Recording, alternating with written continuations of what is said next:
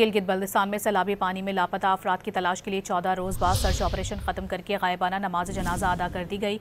तर्जुमान गिलगित बल्तिस्तान हुकूमत फैजुल्लाह फराक के मुताबिक दियामिर में शाहराह बाबूसर पर 14 रोज तक लापता अफराद की तलाश के लिए सर्च ऑपरेशन जारी रहा। मलबे से तमाम गाड़ियां निकाली गई हैं, जबकि लापता अफराद का सुराग नहीं मिल सका। तर्जुमान गिलगित बल्तिस्तान हुकूमत के मुताबिक तर्जुमान सैलाबी रेले में लापता अफराद के बचने की उम्मीदें दम तोड़ जाने के बाद गायबाना नमाज जनाजा अदा की गई है। गिलगित बल्तिस्तान में सैलाबी पानी में लापता अफराद की तलाश के लिए 14 रोज बाद सर्च ऑपरेशन खत्म करके गायबाना नमाज जनाजा अदा कर दी गई।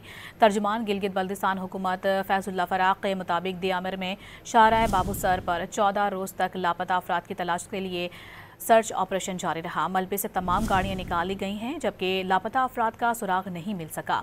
तर्जुमान गिलगित बल्तिस्तान हुकूमत के मुताबिक तर्जुमान सैलाबी रेले में लापता अफराद के बचने की उम्मीदें दम तोड़ जाने के बाद गायबाना नमाज जनाजा अदा की गई है।